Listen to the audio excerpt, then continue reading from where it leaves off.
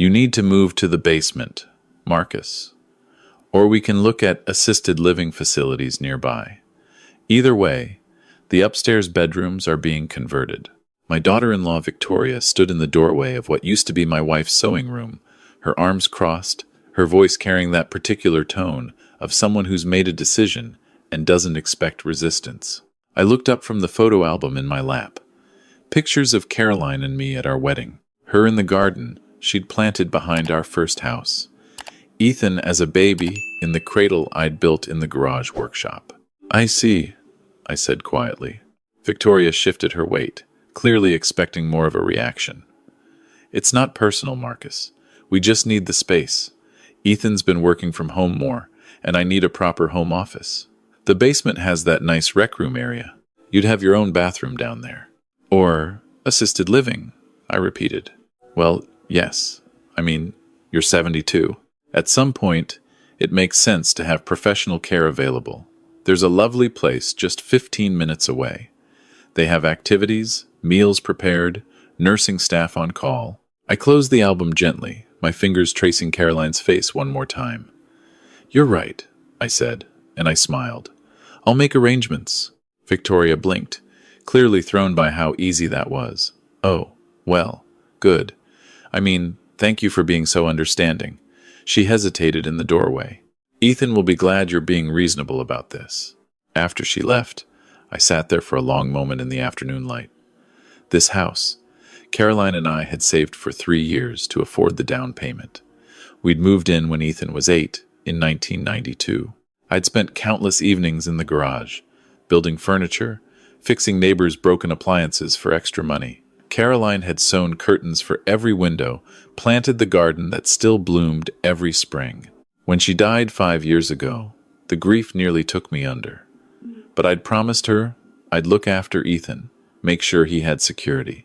So I'd signed the house over to him. Your inheritance, I'd told him at the lawyer's office. Your mother and I wanted you to have something solid. I hadn't mentioned the other properties.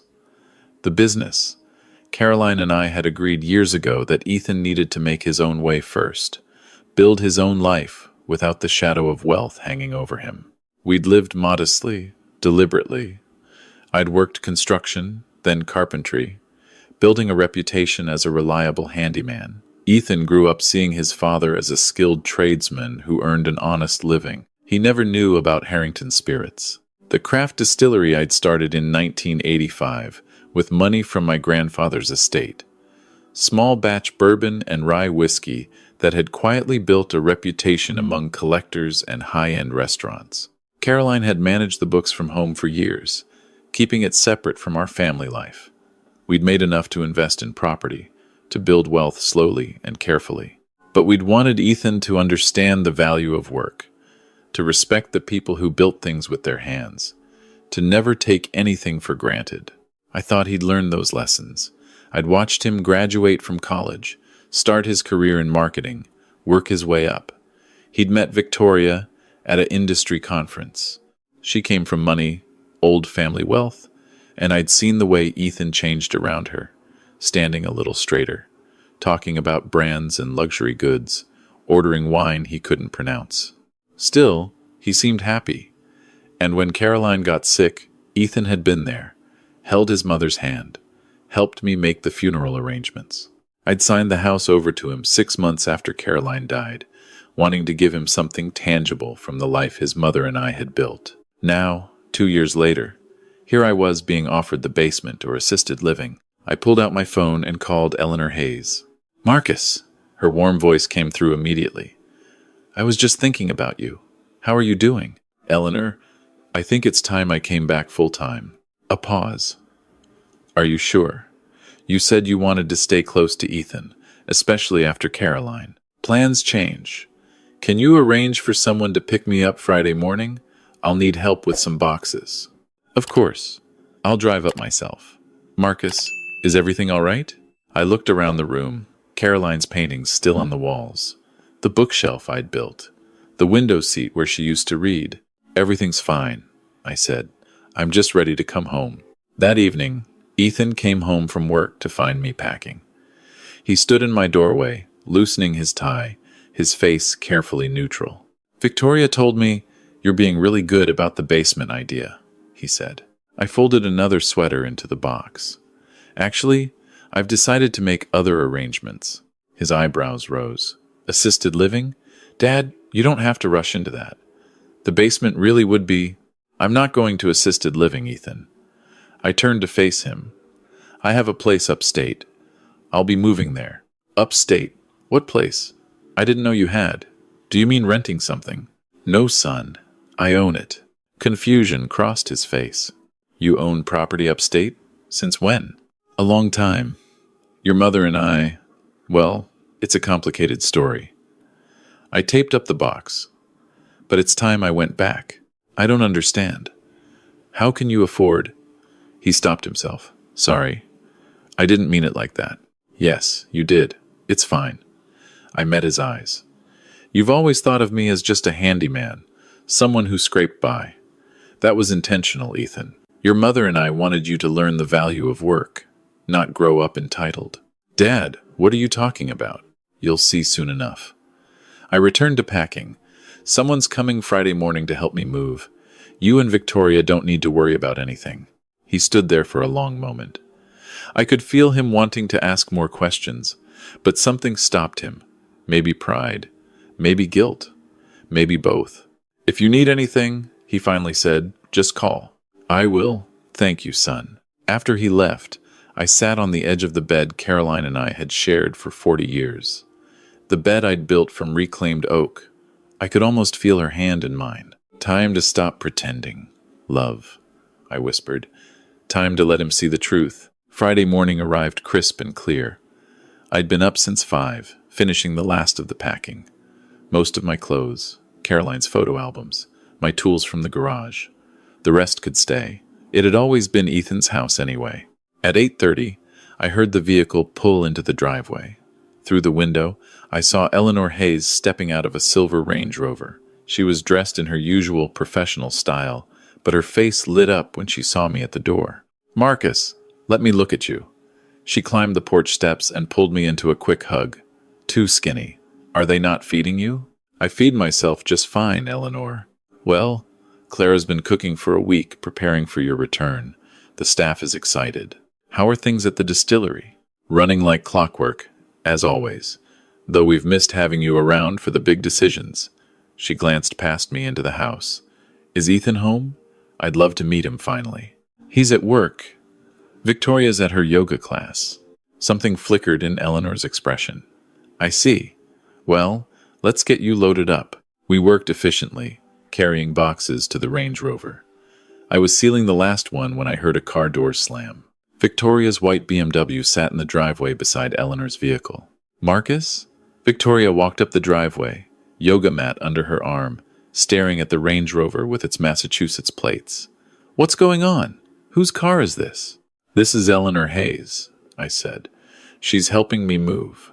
Victoria's eyes swept over Eleanor, taking in the expensive watch, the designer bag, the quality of her clothes. "Move?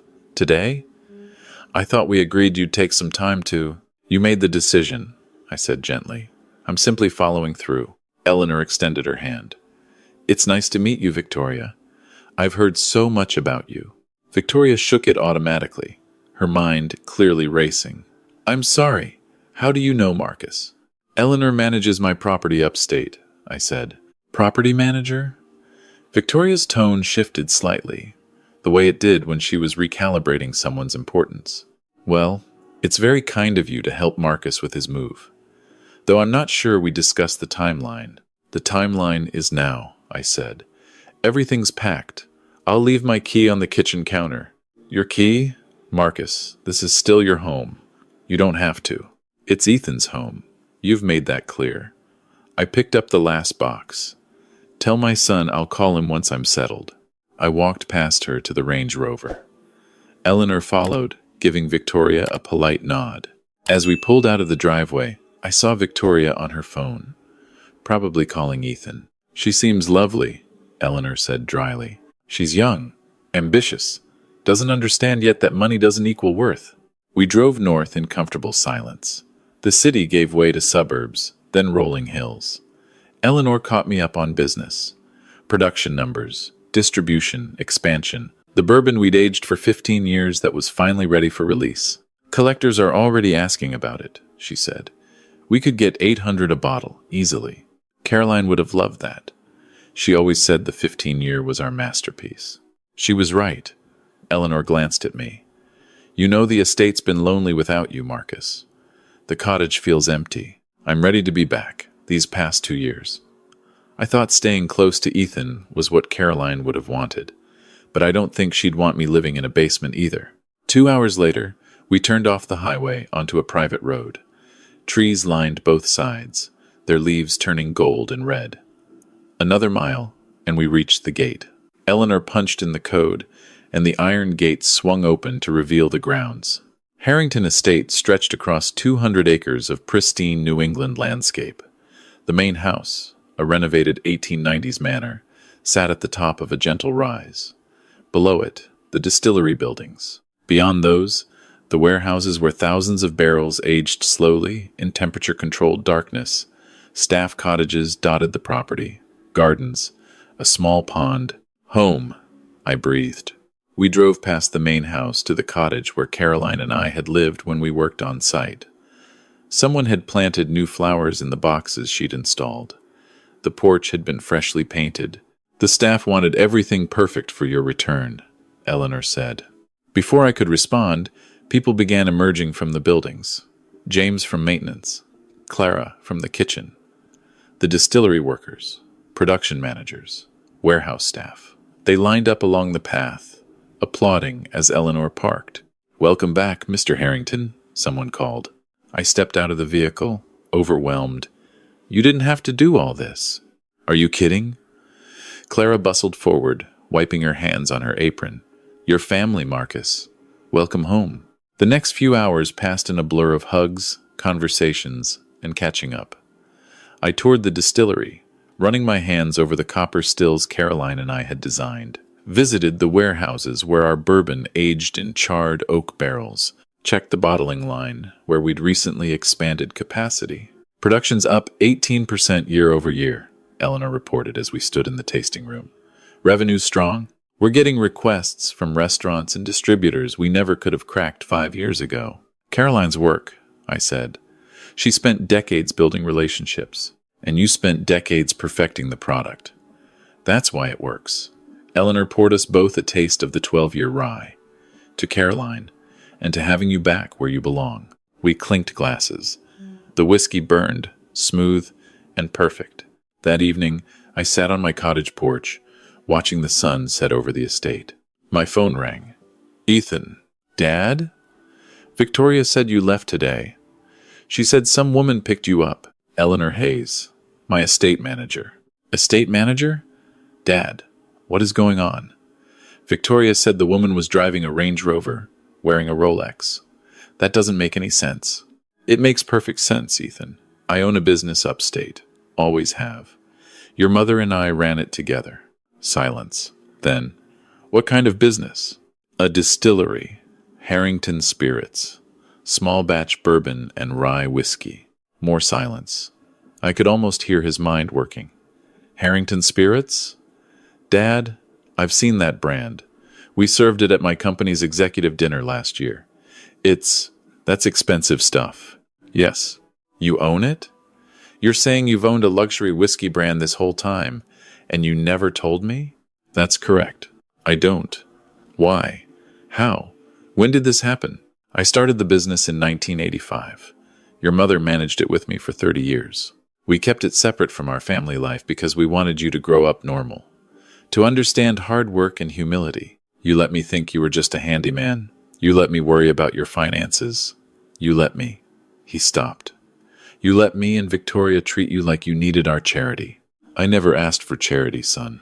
"No, but you lived in our house. You let us." "God, Dad, this doesn't make any sense. Why wouldn't you just tell me?" "Would it have changed anything?" I asked gently. "If you'd known I had money, would you have respected me more? Treated me better?" The silence stretched long. "I need to see this place," he finally said. "Can I come up?" "Of course. I'll text you the address." "Dad, I'm I'm sorry. About the basement. About everything. We'll talk when you get here. Drive safely. I ended the call and sat back in my chair. The estate lights were coming on across the property, warm glows in the gathering darkness. Caroline's spirit felt close, like she was sitting beside me. He's coming, love, I said to the air. Time for him to understand. Ethan arrived the next morning, his Lexus looking out of place on the rural road. I watched from the cottage porch as he drove through the gates, his head swiveling to take in the manor house, the distillery buildings, the manicured grounds. He parked and sat in his car for a full minute, staring. Finally, he climbed out, stood there looking at everything. At the sign on the nearest building, Harrington Spirits, Est, 1985. Dad? I walked down to meet him. Welcome to the estate. You own all of this? Yes. The distillery, the buildings, the land, all of it. 200 acres. The manor house dates to 1892. Your mother and I renovated it when we bought the property. Ethan turned in a slow circle. I don't understand. How did you afford this? How did you keep it secret? My grandfather left me an inheritance when I was 25. Not a fortune, but enough to start. Your mother and I lived frugally, invested wisely, built the business slowly. By the time you were born, we were profitable. By the time you went to college, we were successful. But you worked construction. You fixed people's sinks and built furniture in the garage. I enjoyed that work, still do. But I also ran this business. Your mother handled most of the day-to-day operations from home. I came here twice a week, stayed in the cottage, oversaw production. You thought I was doing carpentry jobs out of town. He sat down heavily on the cottage steps. Why lie? We didn't lie, Ethan. We just didn't tell you everything. I sat beside him. Your mother grew up wealthy. Her family had money, but they were miserable, entitled, cruel to anyone they saw as beneath them. She swore she'd never raise a child that way. Mom came from money, but Grandma and Grandpa lived in that little apartment. They lost everything in a bad investment when your mother was 20. She saw how their rich friends abandoned them, how people who'd kissed up to them suddenly wouldn't return their calls. It shaped everything she believed about money and character. So you deliberately raised me to think we were poor, not poor, middle class, comfortable but not wealthy. We wanted you to understand work, to respect people for what they did, not what they owned, to build relationships based on character, not money. Did it work? His voice was bitter. Because I just spent the last 2 years letting Victoria push you around. I let her turn my father into a charity case in his own house. The house you gave me. The house your mother and I bought and signed over to you? Yes. He put his head in his hands. I'm such an idiot. You're human. You fell in love with a woman from wealth, and you wanted to impress her family. I understand that, Ethan. But somewhere along the way, you forgot what really matters. Victoria's going to die when she finds out. She's been, God, Dad. The things she said about you, about old people being burdens, about how her parents would never live with them, and I just let her say it. What does Victoria know about her parents now? He looked up. What do you mean? Are her parents still supporting her? No. They cut her off last year. Said she was too materialistic, needed to learn to live within our means. It's been a sore point. She feels like they betrayed her. Maybe they were trying to teach her the same lesson your mother and I tried to teach you. We sat in silence for a while. A worker walked past, nodded respectfully. Morning, Mr. Harrington. Morning, James. Ethan watched the exchange. Everyone here calls you Mr. Harrington. It's my business. They're my employees. How many people work here? 42 full-time. Another 20 part-time during peak production seasons. And you've been running this while letting me think you were just my dad who fixed things. I am just your dad who fixes things. I'm also a businessman. People are more than one thing, Ethan. Eleanor found us an hour later, after I'd given Ethan a tour of the distillery. He'd been quiet, absorbing everything. The copper stills, the aging warehouses, the bottling line, the tasting room where we received buyers and restaurant owners. You must be Ethan, Eleanor said, shaking his hand. I've heard so much about you over the years. I wish I could say the same, Ethan said. But apparently there's a lot about my father's life I knew nothing about. Your parents were very private about the business, Eleanor said diplomatically. But Marcus talked about you constantly. He was so proud when you graduated, when you got your first promotion, when you got married. Proud enough to not tell me the truth. Proud enough to want you to succeed on your own merits, I corrected. Ethan, what would you have done if you'd known? Would you have worked as hard in school? Would you have taken that entry-level marketing job? Or would you have asked me for money? Asked me to get you a cushy position somewhere through my business connections? He didn't answer. Your mother and I gave you something more valuable than money, I continued. We gave you the knowledge that you earned everything yourself, that your success came from your effort, your intelligence, your determination. No one can ever take that away from you. Even if I threw it away by caring more about impressing Victoria's parents than taking care of my own father, you didn't throw anything away. You made mistakes. You can learn from them. Eleanor cleared her throat. Marcus, we have the quarterly board meeting this afternoon. Will you be joining? Board meeting? Ethan looked between us. Harrington Spirits operates with a board of directors, Eleanor explained. Marcus as founder and majority shareholder, myself as COO, and 3 external members with expertise in distribution, finance, and operations. A board of directors, Ethan repeated numbly. It's a real company, son, with structure, governance, employees, responsibilities. Your mother and I built something meaningful, something that will last. Ethan sat through the board meeting, silent in the back of the room. I watched him absorb the discussions about production capacity, distribution partnerships, revenue projections. The respect the board members showed me, the authority with which I spoke about the business. Afterward, as we walked back to the cottage, he said, I need to go home. I need to talk to Victoria. What will you tell her? The truth. That I've been an idiot. That I let her treat you like a burden when you were anything but. That I need to figure out what actually matters in my life. Be kind, I said. She's young, like you. Still learning. You're being very generous, considering she tried to stick you in the basement. I'm old enough to know that people grow, change, learn. Your mother wasn't always wise about money and character. She learned it through pain. Give Victoria a chance to learn too. He hugged me before he left, holding on longer than he had in years. I love you, Dad, and I'm sorry. I love you too, son. Drive safely. I watched his car disappear down the drive, then returned to the cottage. There was work to do, a business to run, a life to live. But for the first time in 2 years, I felt at peace.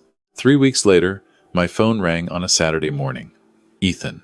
Dad, is that offer still open? The one about the guest cottage? Of course.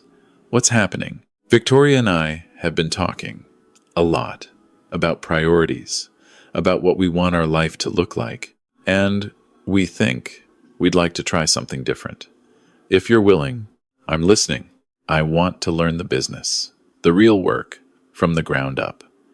Victoria wants to learn too. We'd like to move into the guest cottage, work at the distillery, not as your son being given a handout, but as actual employees, learning the craft. I was quiet for a moment, emotion tightening my throat. Your mother would be so happy to hear that. I know I don't deserve the chance. Not after how we treated you. Everyone deserves a chance to do better, Ethan. When can you start? They arrived 2 weeks later with a moving truck containing far less than they'd owned before. Victoria looked nervous as she climbed out, her designer clothes replaced with jeans and a simple sweater. Mr. Harrington, she said, extending her hand. I owe you an apology. Several apologies, actually. The way I spoke to you, the way I treated you in your own home. There's no excuse. I took her hand, then pulled her into a hug. Family doesn't hold grudges, Victoria. Welcome home. She broke down crying on my shoulder. Ethan stood beside us, his own eyes wet. Thank you, Dad, he whispered. Over the following months, I watched them transform. Ethan started in the warehouse, learning how we selected barrels, monitored aging, checked temperatures. Victoria worked with Clara in the administrative office, understanding the business side. They lived in the guest cottage, cooked their own meals, learned to budget without her parents' money or his marketing salary. They worked hard, asked questions, made mistakes, and learned from them. One evening, 6 months after they'd arrived, the three of us sat on my cottage porch watching the sunset. The same view Caroline and I had shared for decades. "I get it now," Ethan said quietly. "Why you and Mom did things the way you did. This work, this life, it's real. It matters. Not because of the money, but because we're creating something, contributing something." "Your mother understood that from the beginning," I said. "She saw how hollow wealth could be without purpose, without work, without connection to something meaningful." Victoria leaned her head on Ethan's shoulder. "My parents called today. They want to visit. They heard about us working here, living differently. Mom said she was proud." "That's good," I said. "Families should be proud of each other." "I'm proud of us," Ethan said, "of trying to do better, be better." "Your mother would be proud too." The sun set in brilliant oranges and reds, painting the distillery buildings in warm light. Somewhere in the warehouses, thousands of barrels of bourbon continued their slow transformation. Time and oak turning raw spirit into something smooth and valuable. Not unlike people, I thought. Time and experience, if we're willing to learn, turning us into better versions of ourselves. "Come on," I said, standing. Clara made pot roast for dinner. She expects all of us at the main house. "Wouldn't miss it," Ethan said, taking Victoria's hand. We walked together across the estate grounds, 3 generations of lessons learned and still being learned. The house lights glowed warm ahead of us. Caroline would have loved this, I thought. Would have loved seeing our son finally understand what she'd tried to teach him all along. That wealth isn't measured in money or property or what others think of you. It's measured in character, in relationships, in work that matters and family that stays. And as we reached the main house, where Clara waited with dinner and the staff had become our extended family, I felt Caroline's presence like a gentle hand on my shoulder. "We did good, love," I whispered. "He's going to be okay." The evening breeze carried the scent of aging bourbon from the warehouses, that distinctive sweetness that meant something valuable was being created through patience and time. Just like my son, just like all of us, if we're willing to do the work. I smiled and followed Ethan and Victoria inside, grateful for second chances and the wisdom to recognize what truly matters. Home wasn't the house they'd asked me to leave. It wasn't even this estate with its distillery and land. Home was this, family learning to be better, together, and that was worth more than all the bourbon in the world.